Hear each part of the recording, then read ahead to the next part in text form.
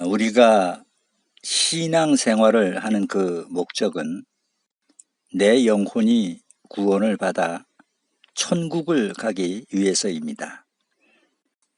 그런데 로마서 10장 10절에 보시면 사람이 마음으로 믿어 의에 이르고 입으로 시인하여 구원에 이르느니라 라고 기록되어 있습니다.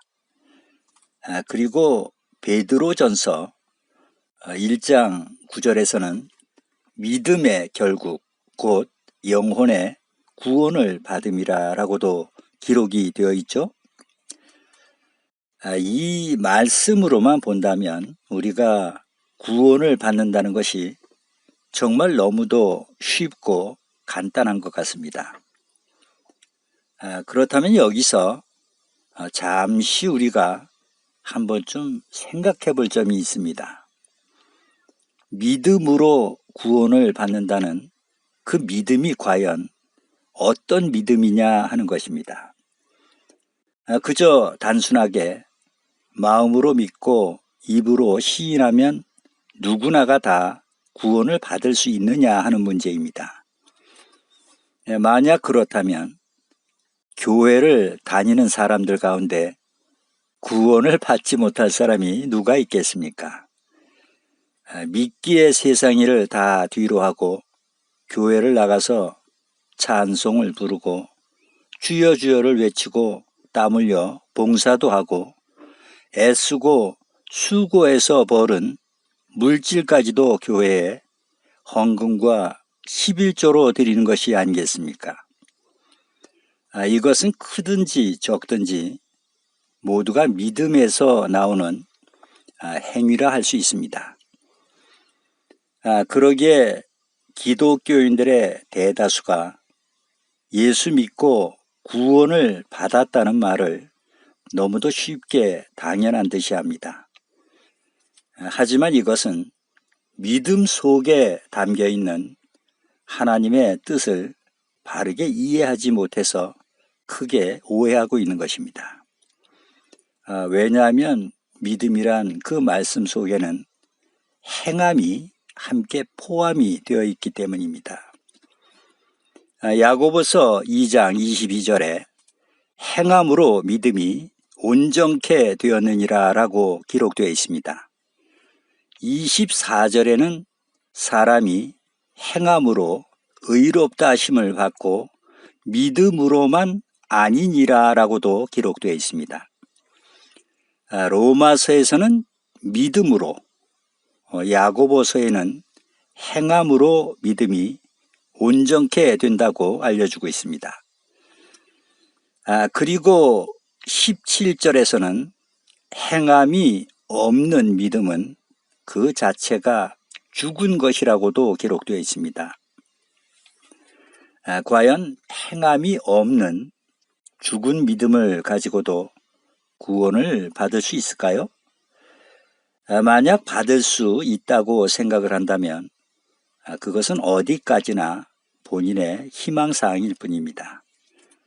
따라서 우리는 이제 온전한 믿음을 이루기 위해서는 막연한 믿음에서 벗어나서 좀 더 구체적으로 보다 성경적으로 이 믿음에 대한 하나님의 뜻을 바르게 분별할 필요가 있습니다.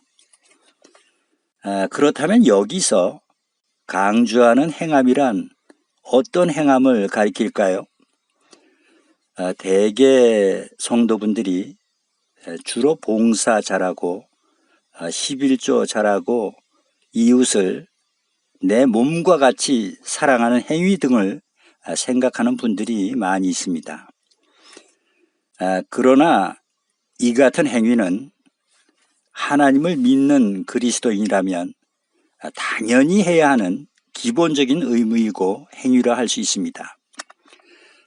성경에서 요구하는 행함은 육신의 도덕적인 바른 행실도 강조하지만 실상은 믿음과 구원으로 이어지는 영적인 행함은 하나님의 뜻을 온전히 깨달아 그 뜻에 순종함으로 믿고 따르는 것입니다. 그것이 바로 하나님의 계명인 새 언약의 규례와 법도입니다. 하나님을 믿는 성도라면 하나님의 규례와 법도를 반드시 지켜 행해야 하는 그 이유가 첫째, 하나님의 계명을 지키는 것이 바로 믿음을 가늠하는 잣대가 되고 기준이 되기 때문입니다. 요한계시록 14장 12절에 성도들의 인내가 여기 있나니 저희는 하나님의 계명과 예수 믿음을 지키는 자니라 라고 기록되어 있습니다. 이 말씀 속에 담긴 의미는 하나님의 계명을 지키는 것이 예수를 믿는 것이고 예수를 믿는 것이 곧 하나님의 계명을 지키는 것이다 라는 뜻의 말씀입니다. 둘째는 하나님의 계명을 통해서 한 분 하나님만을 경배하기 위해서이고, 셋째는 계명을 주신 하나님의 권위를 인정하는 것이고, 넷째는 계명을 지키라고 분부하신 하나님의 말씀에 순종해 우리의 믿음을 행위로 나타내는 신앙적 표현이라 할 수 있습니다.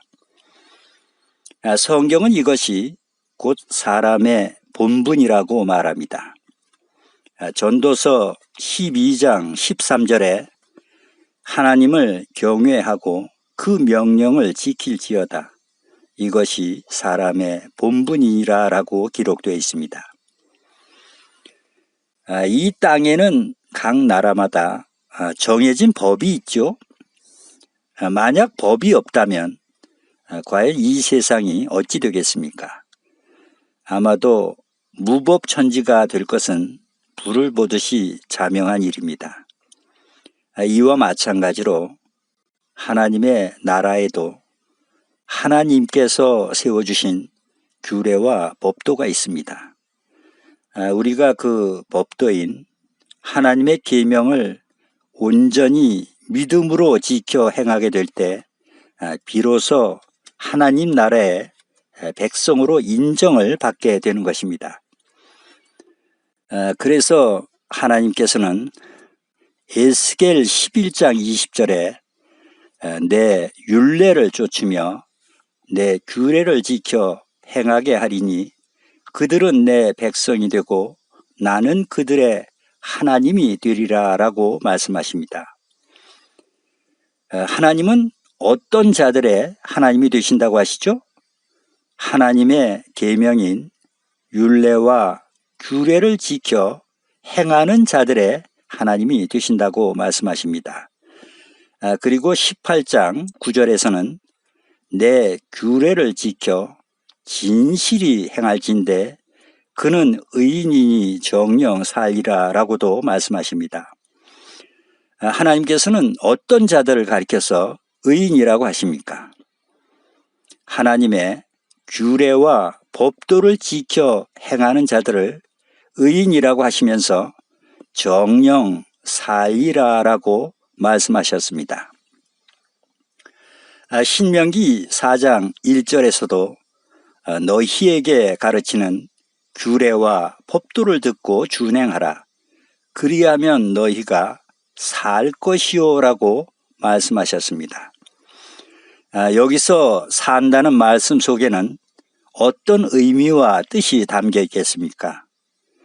바로 구원받아 영생하게 될 것이라는 약속의 말씀이 담겨 있습니다. 그래서 히브리서 10장 36절에도 너희가 하나님의 뜻을 행한 후에 약속을 받기 위함이라 라고 기록되어 있는 것입니다. 성경은 하나님의 계명을 지키는 자들을 의인으로 선포하고 있습니다. 그렇다면 의인에 반대되는 악인은 곧 어떤 자들이라는 말씀이 되죠? 바로 하나님의 규례와 법도를 멸시하고 지키지 않는 자들을 성경은 악인으로 규정하고 있습니다. 그래서 하나님의 넷째 계명인 안식일을 지키지 않는 자들을 가리켜서 느헤미야 17장 13절에 너희가 어찌 이 악을 행하여 안식일을 범하느냐라고 엄중한 경계의 말씀을 주시는 것입니다. 이제는 하나님이 원하시고 뜻하시는 하나님의 계명을 거룩하게 지키셔서 온전한 믿음으로 모두가 구원받아 소망하는 천국에 다 들어가실 수 있는 여러분들이 되실 수 있기를 주님의 이름으로 축원드립니다. 아멘.